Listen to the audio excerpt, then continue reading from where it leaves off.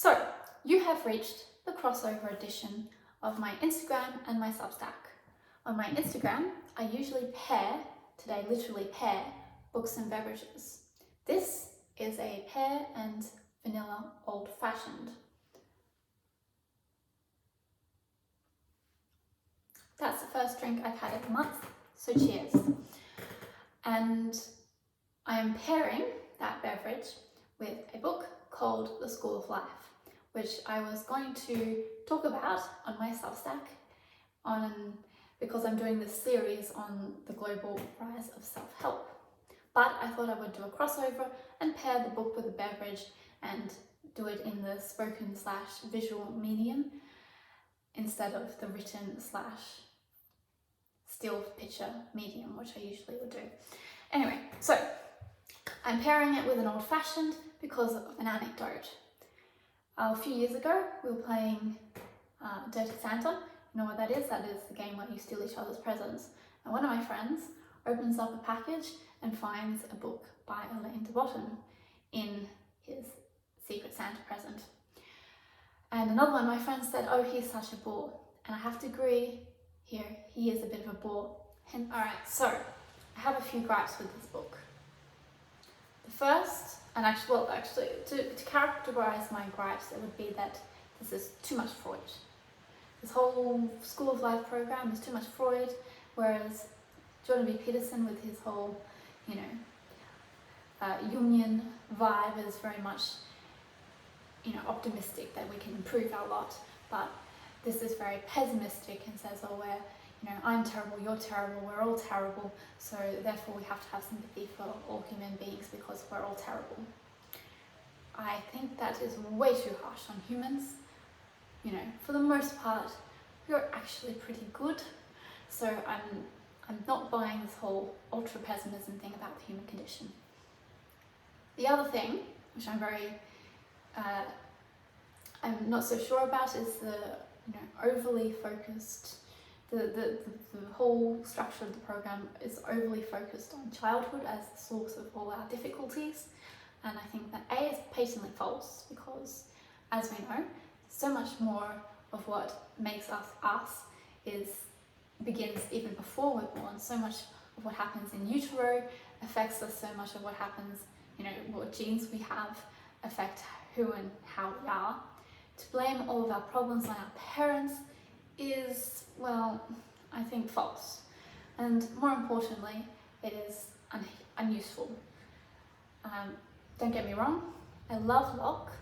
He's a great philosopher in terms of politics and government, but theoretically, we can blame him for kamikaze parents because he was a perpetuator of this blank slate idea and thought that everything, that childhood and education was like the most important thing to happen to us, which it is important. We don't want to go around neglecting children, but it is nowhere near as significant as him and people like Freud made out.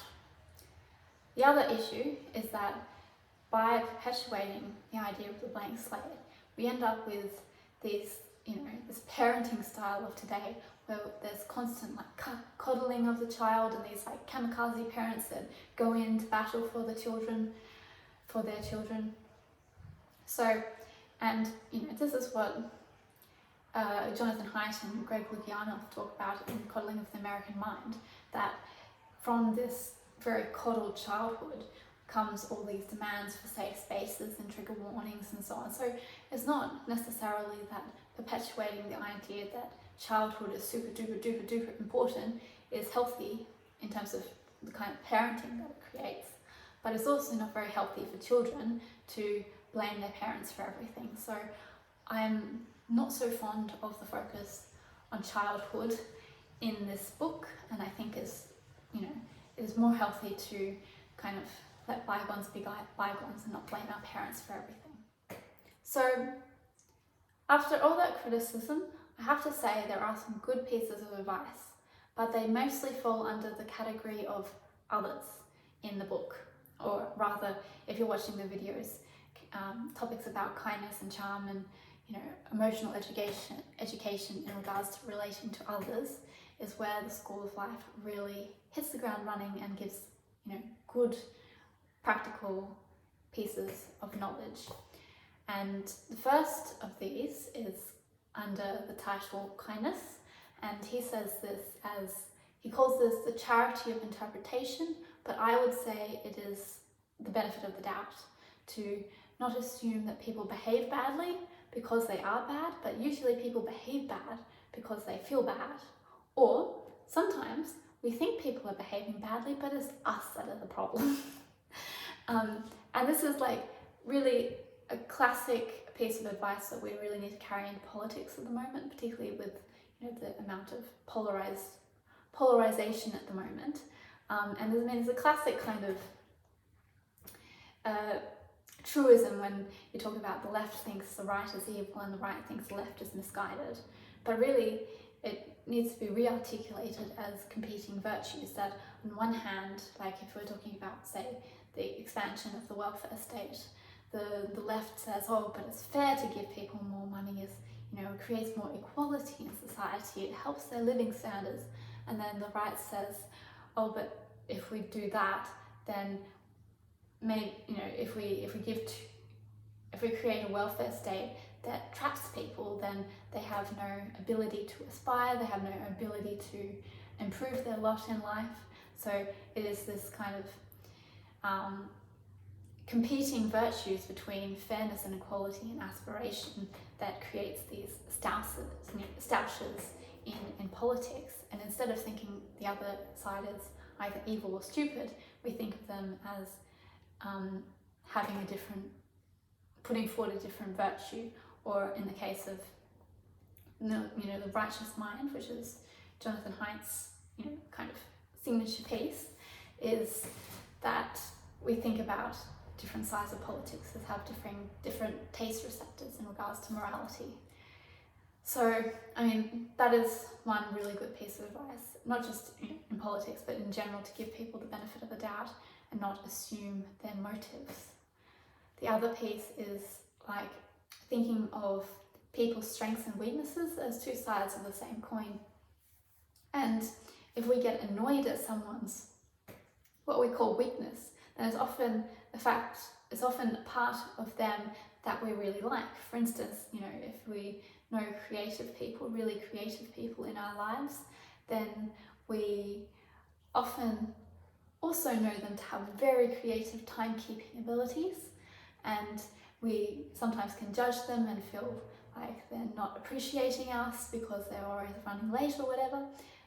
But understanding that this is a quality that we really like in them, and therefore we need to not take their weakness so personally, because they're actually showing us their strength. Likewise, if we have a partner that's very generous, we might like that they're generous, but we also might not like that they empty the bank account when they see a new shiny thing for us. So, it's kind of, these are strengths and weaknesses, or what we view as weaknesses, are often the person's strength, but we just happen to be getting annoyed with that particular strength at that time. So that's another piece of advice which is really useful.